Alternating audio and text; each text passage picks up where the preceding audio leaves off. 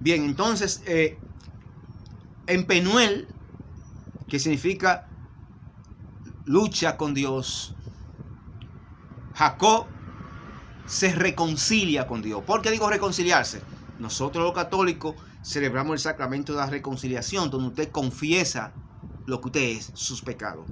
Por consiguiente, es en Penuel donde Jacob, luchando con el ángel del Señor, confiesa su nombre, confiesa lo que él es. Por consiguiente, en esa lucha, Jacob se reconcilia con el Señor y el Señor lo bendice. Y ahí termina el periodo de prueba, de purificación de este hombre. Y a partir de ahí, él vuelve, Jacob, ahí ya como Israel, vuelve a su tierra prometida. ¿Y qué hace? Póngame atención, porque si usted quiere saber cómo debe ser su proceso de conversión, léase este personaje, desde Jacob engañador hasta la casa de Dios eterno, y tiene su primer encuentro con el Señor. Y después comienza su periodo de purificación. Y en ese periodo de purificación, él sirve para él reconciliarse con el Señor, donde él confiesa lo que él es. No. Así tiene que pasarte a ti en tu proceso de conversión. Y después que la conversión, cae, que usted se reconcilia con el Señor, usted debe proceder a reconciliarse con sus hermanos. ¿Por qué? Esto fue lo que hizo en Penuel.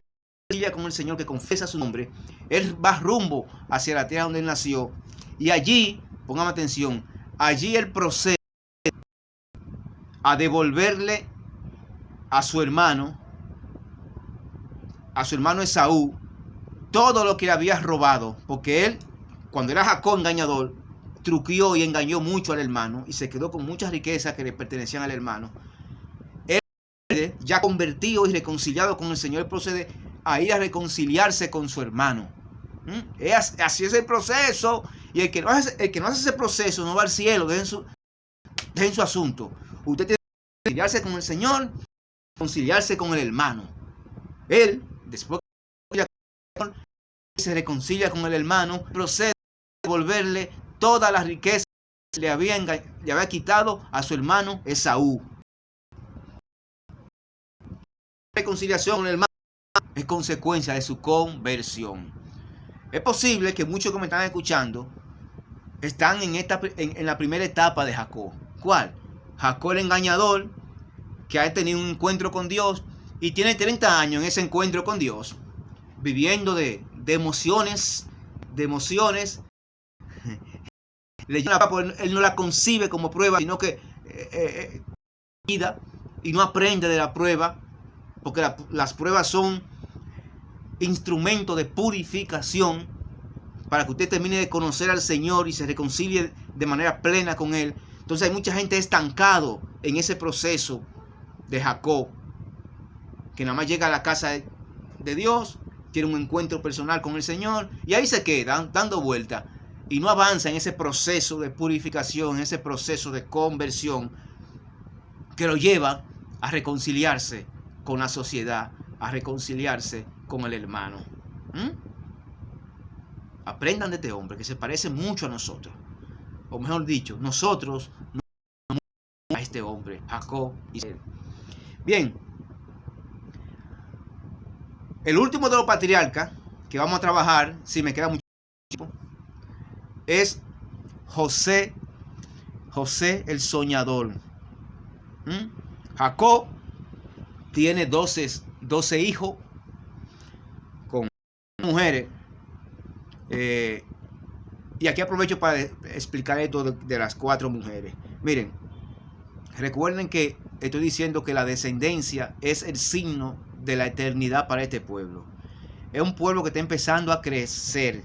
Por consiguiente, en esa época, donde no había ni avance tecnológico, avance médico, ni tecnología, la gente se moría rápido y fácilmente una tribu, un clan desaparecía en el tiempo. Por consiguiente, en esa época, póngame atención, era más importante tener muchos hijos que la fidelidad. ¿Me siguieron? No vengan ustedes que eso es machismo, nada de eso. No, eso no es machismo. Eso es realidad histórica. Los hombres mucho. Ah, si tú estás trabajando en aquella época y tienes 3 muchachitos nada más que se hacen adultos, a los 30 años, tu clan sería tú y 3 hijos y la esposa. Te digo qué pasaba cuando venía otra tribu más fuerte. Y ya tú con mucha riqueza, con mucho ganado, oveja, otra tribu te mataba. Porque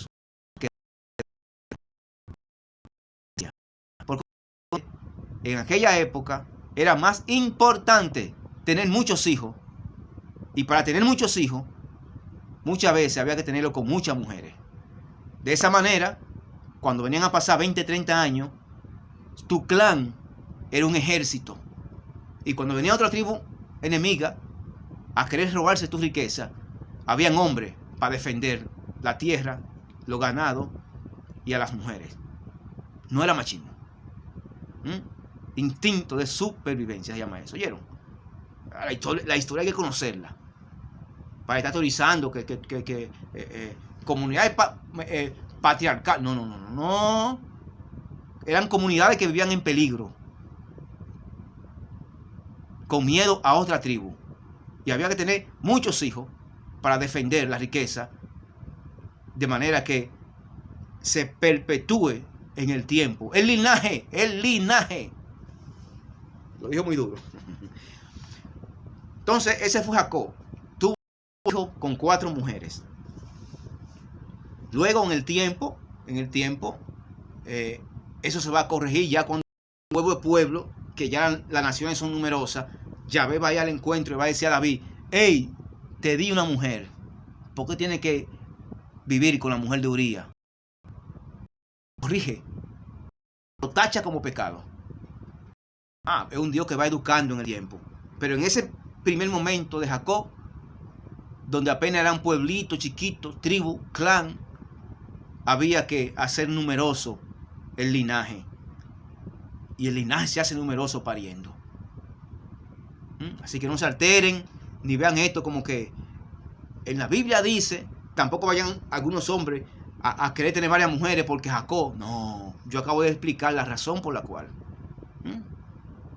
No, porque aparecen uno inteligente por ahí que creen que dice la Biblia que Jacob tuvo 4 mujeres y ellos creen que no, ya yo expliqué. José era uno de esos 12 hijos. Es el único, él junto a Benjamín es el único hijo que Jacob tuvo con la mujer que él eligió realmente, con la que él amaba. Vamos a ver este personaje, porque es de todos los personajes bíblicos el que más se parece a Jesucristo el Mesías.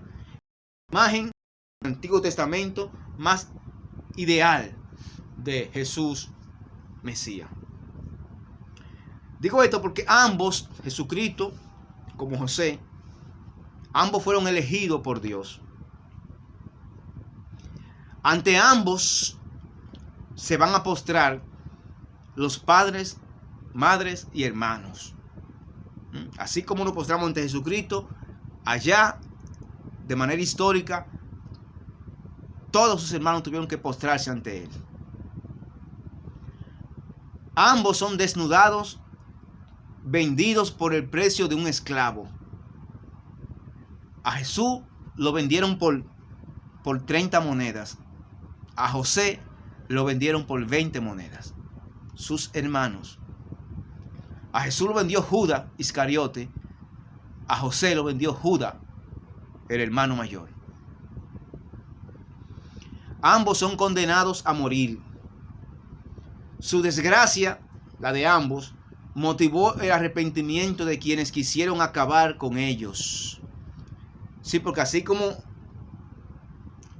la cruz de Cristo termina convirtiéndose en resurrección, así la venta de este hombre metido en un calabozo se convirtió en bendición para este pueblo, porque al fin y al cabo José, o Dios permite que José se alce con el control de Egipto. El número 2 de Egipto llegó a ser José.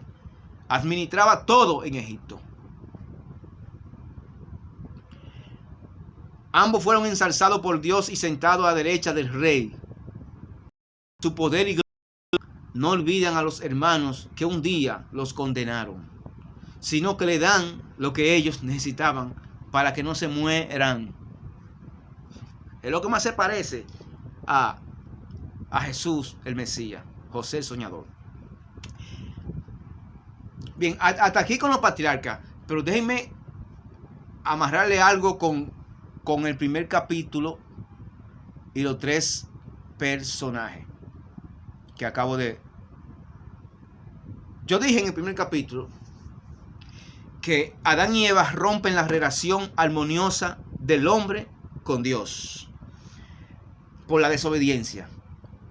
Luego, Abraham, por obedecer, restaura la relación del hombre allá en el Antiguo Testamento.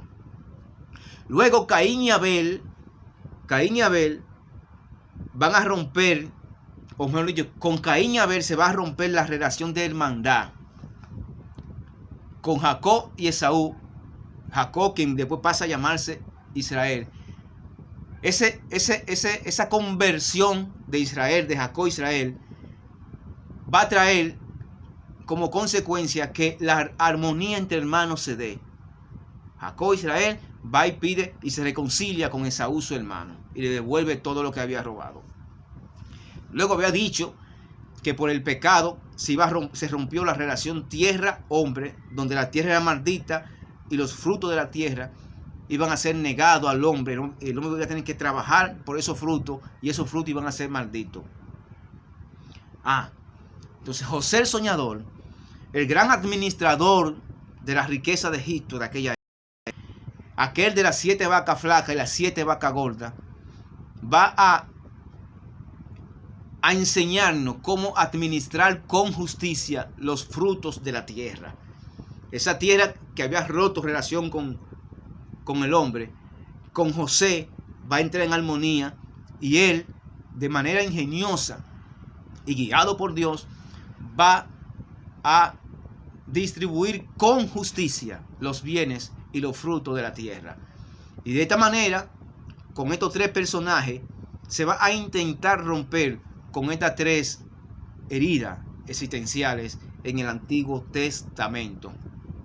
Hasta aquí, creo que hasta aquí terminamos con los patriarcas. Y también de esta manera, Dios va salvando al pueblo. Salva a la humanidad llamando a Abraham y a partir de ahí formando un pueblo.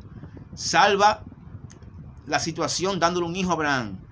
Salva al pueblo dándole un hijo a Isaac. Y salva al pueblo dándole hijos varios a Jacob.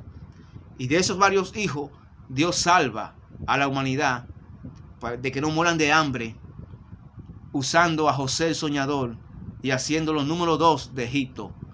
De manera que en eso consiste la historia de salvación. Un Dios que continuamente va salvando, sanando, liberando y alargando de la existencia a este pueblo, hasta llegar a Jesucristo y toda con Jesucristo, darnos la salvación eterna, porque ya la salvación se extrapola y pasa desde el judaísmo, que se circunscribe aquí en la historia, y pasa al cristianismo hacia la vida eterna, a otra vida después de la muerte.